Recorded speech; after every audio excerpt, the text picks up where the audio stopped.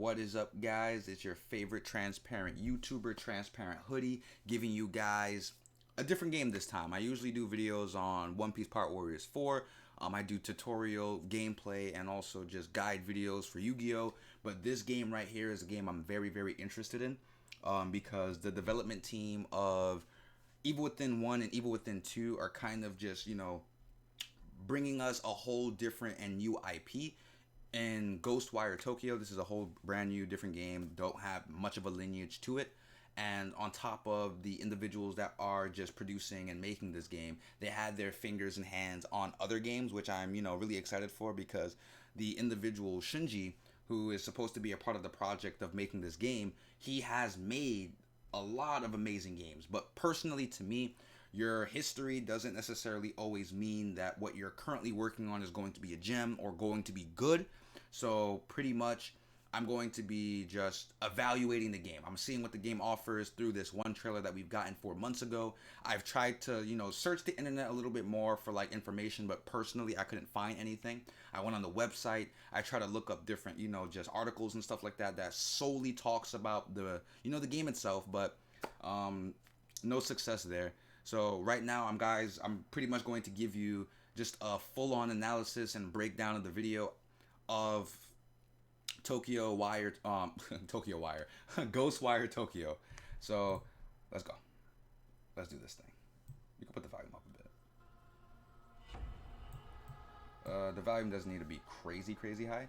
So let's drop that down a little bit more. So the one thing that I will definitely say that I do like and enjoy is we're in Tokyo. So we're definitely going to be in a bigger area than Evil Within 1 or 2. So I think that's really dope. That's really good to me.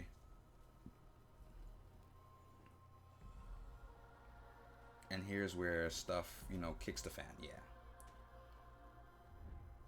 And here's, yep, people are disappearing. We don't know why.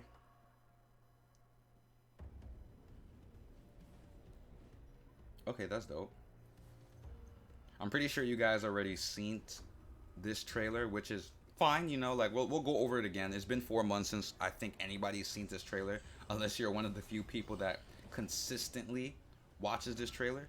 And there's a lot of stuff I gotta bring to your guys' attention if you guys didn't know already. So, okay. Oh, you know what's funny? I literally made a Demon Slayer video just talking about my thoughts on the series, and we were talking about like blue lilies and stuff. That's actually dope. That's really dope. And then you see a blue lily. See some ramen. That's cool.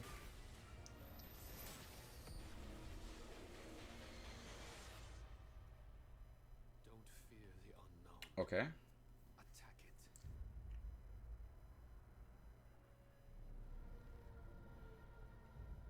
All right. GhostWire Tokyo. There we go. So, guys, I'm assuming now everybody's all caught up. Everybody's on the same page. And now, let me give you guys... Because, okay, before I say what I'm about to say, this is all conceptual. At the end of the day, this was a pre-rendered footage for what they might want this game to be. The game might not be what I say I think it's going to be based off of what I'm seeing from this trailer. All of this is pretty much just ideas. This is ideas, the trailer. And this is how I kind of just take trailers now for video games as ideas. So they gave us an idea and they're trying to see whether or not we like it or not. And I'm going to tell you guys my thoughts on that, obviously, in this video. But we're just going to go through it. So there's an epidemic going on in Tokyo, right? This is clearly and obviously Tokyo. There's an epidemic where people are disappearing. People are disappearing, right? And if you guys remember, you can already tell that this is not a natural thing. This is something that's being done to the people of Tokyo. So people are being forcefully just evaporated, transferred, just replaced somewhere else. I can't give out too much on what does that mean or what does this say for the story, because at the end of the day, as far as I know, Who knows?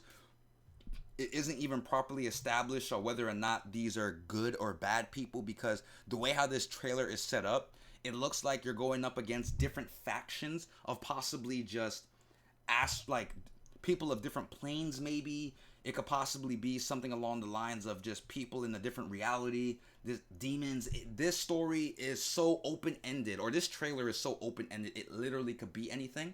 So I really can't say too much about the story, but at least we know that this right here, people disappearing, is just not a random or sporadic phenomenon. It's being done. The one thing I can say though is I do like that there's like this council of just individuals just wiping out or trying to wipe out humanity, and I think one of them just don't have a head. So at least that's unique. And check this out.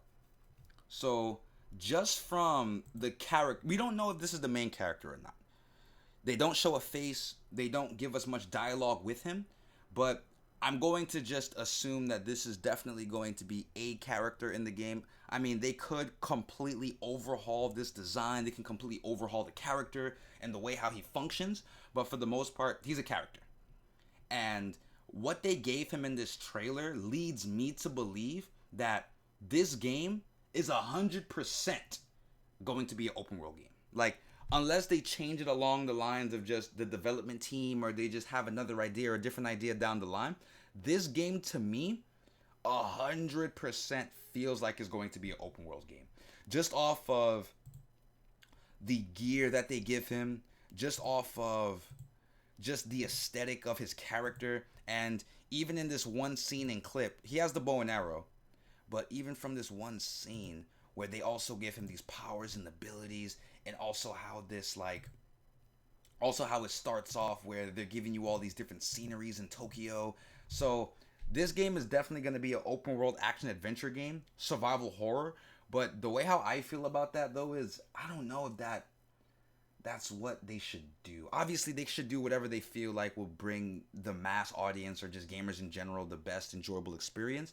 But I feel like if you guys do want to make just a very strong, compelling story that's survival horror based, I feel like any survival horror game should always be a more personal story than this big story. And when I say big, I just mean the aspect of just the open world where you're just deviating and spreading out the horror. I feel like the horror, if you really want it to be a decent and good survival horror, it should be in your face. It should be a personal thing, like how they had Evil Within 1 and kind of what they try to do with Evil Within 2, trying to blend the genres of open world and survival horror, which kind of worked. And I mean, they could do the same thing in this game as well. Who knows? But for the most part, we'll have to wait and see. Because right now, I think this game is going to be something along the lines of maybe Days Gone, or maybe even like a Red Dead Redemption when it comes, or let's not say Red Dead. Days Gone, maybe even a, you know what? I feel like Red Dead will probably be the best thing to really say for this. So, Days Gone or Red Dead. But that's the thing that sucks. And another thing that's just, I don't know how I feel about this either, if this really is going to be a survival horror game. Where's that one clip? Right here. Boom. So it does look like they're giving this character some sort of like ability. Like, so he has powers in this game. So that instantly kind of gave me like BioShock vibes. At the end of the day, we don't know what this is. And like I said, everything that we're seeing in this video is conceptual, conceptual. So we don't know what's going to be 100% taken from this and put into gameplay, and what's going to just be kind of like folly that they just leave out. So I don't know. The one thing that actually got me pretty happy is this one simple scene right here. This one. Because once you start seeing the world contort, the world morph, it gives me that feel-good feeling that this might still be like Evil Within 1 or 2. And especially Evil Within 1, because I really did enjoy Evil Within 1. That's why I'm really, really hoping this game is more of a personal experience than anything. Because, guys, think about it for a second, right? You're in Tokyo, right? Yes, maybe some of the areas are spacious, but they're not spacious to the point where, like, you're traversing an area. No. Areas are still linear. There's spaces that you could probably, you could probably cut a corner. You could probably go up a building or something like that. But for the most part, these areas are still very, very linear. And just look how beautiful Tokyo is and how I want to say condensed the place is. And just imagine that area just contorting, morphing, glass breaking, glass turning into doorways, just thing popping up. That would be so fire. If they can add that to the game, that would just be so amazing and beautiful. On top of the already cool aesthetics that they have for characters, I think that would be dope. Because even when you look at the trailer, like let's play this all the way through, right? So even when you look at the trailer at this part where everything just looks like they're being blended, everything looks like they're being morphed together. Like even like this transition right here from like the lily and then you just get your monster. Like stuff like this just seems so cool. And even this little scene right here where you see this man and all these like drifting, possibly the individuals that disappeared, and just how like the trailer itself cuts from one end to another. It's just so dope. But the thing about it is, I really wanted this to be a survival horror game, and it just looks like it's going to be an action adventure game. It really does look like it's going to be an action adventure game, kind of along the lines of possibly Sekiro, Ghost of Tsushima, even Neo. This game looks like a Neo to me, and it's unfortunate because I feel like as a horror game, this game would be really, really dope. Like it would just be so fire, so fire.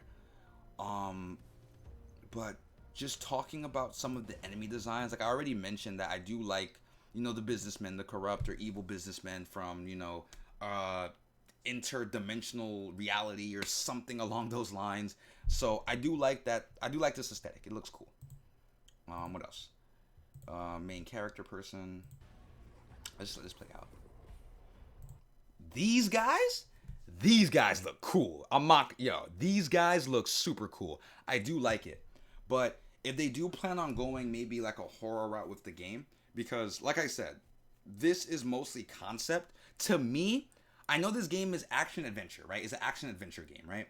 But at the same time, I do kind of hope that the subgenre of this game could also be horror as well, because I'm just too familiar with Evil Within, and I would just love for them to kind of just take inspiration from that game, only because it makes sense that they might not be doing an Evil Within, 3, only because since Resident Evil is kind of making a resurgence, I don't think this company kind of want to butt heads with the Resident Evil guys, because at that point I feel like you're kind of fighting a losing battle, because Resident Evil already have that established audience, and Evil Within 1 and 2, even though that it made decent numbers and got good sales for the most part, I don't know if what they got in sale wise was something that they wanted, but the game's still at the end of the day done well. And I don't know, I feel like they should still kind of try to uphold or still embody what Evil Within 1 and 2 was, and kind of try to bring that over to this game. Some of the like character designs though, even though they still look cool, GhostWire, I still think some of the designs look cool. I kind of still want them to kind of have that monstrous design feel. Because I don't know if you guys are too familiar with some of the series I'm going to be showing you for epic and just kind of like monstrous designs I kind of want to see in this game. Like, I would love to see something along the lines of just like Uzumaki. Like some of the individuals in Uzumaki, I think stuff like this would be just so cool to see done. Like just the way how Uzumaki is able to just give you some of these just contorted monster like human beings or humanoids like humans, or just these monsters with these human like shapes and these very tense but very just like uneasy moments. Like it's just so, I just love the way how Uzumaki carries itself as a series. It's just really, really dope. And you get things like this where it's just like, oh man, like that's just so like I wouldn't say it's necessarily scary, because it's not, right? It's not scary, but it's unnerving. It's unnatural, it's just, bruh, like, what is this, And that's the type of feel and tone I really want this game to kind of give you if it does go that action adventure / survival horror aspect of it. And then also another series I popped up was Parasite. Parasite is not really is a horrific show where you'll see gore, you'll see blood, like you'll see a lot of deaths. But if they are going to do this whole thing, this kind of, Parasite, I would love them to kind of explain the villains in a Parasite type of way where they're either invaders. I don't want to necessarily say invaders, but they're just like maybe the subspecies that's just dormant or have been dormant in kind of human society or just society in general.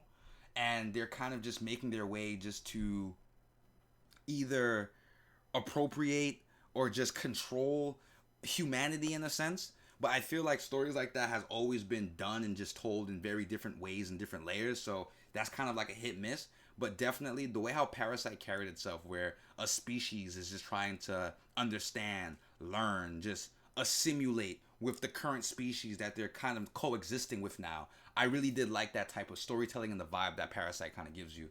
And then on top of that, going back to just like monster designs, just designs in general, just tone in general. This is a manga called Hideout, and I don't know, man. Like some of this stuff just looks wow. Like just these monster designs, like it just looks so cool, so cool. So yeah, let's go back. And yeah, like those are just some of the cool things that I would just love to see come out of this game, because I feel like this game definitely has the potential to bring that like new feel to survival horror, because I feel Evil Within 1, what it did in that game was just so good for what it offered, and then it transferred over to Evil Within 2 and refining the gameplay. I see no reason why not to bring any of those gameplays back on top of kind of doing your own new original thing with GhostWire Tokyo in general. So you could just have like a little love between both, you know, genres. Oh, my fault, both genres. I mean both games. There we go. So yeah, like, this is just so dope. It's so dope. I really can't wait for this game to get more information on it or official confirmation on it. But I'm really excited. I feel like this game most likely might come out sometime 2021 or early 2022. I have zero faith that this game is coming out 2020. Especially since 2020 is right around the corner and we've literally gotten no information on it. And to me, this game feels like it's probably still on the conceptual stages. Nah. I 100% feel that this game should come out 2020 or 2021. No, I said 2020. My fault. 2021 or 2022. Because, I don't know. Right now, I'm just really conflicted on just what I kind of want this game to be off of the lineage that they already kind of made for themselves with Evil Within, on top of like what I think they're trying to do with this game. But we'll just have to see. But guys, that's pretty much all I had for this video. I really want to talk about this game because I just don't want this game to be just a game in dead waters. You know, like if you aren't interested in this game, that's 100% fine. I'm really excited for this game though. But yeah, I feel like I'm just chatting now. But you guys have yourselves a good one. You guys take care. Enjoy your days and peace.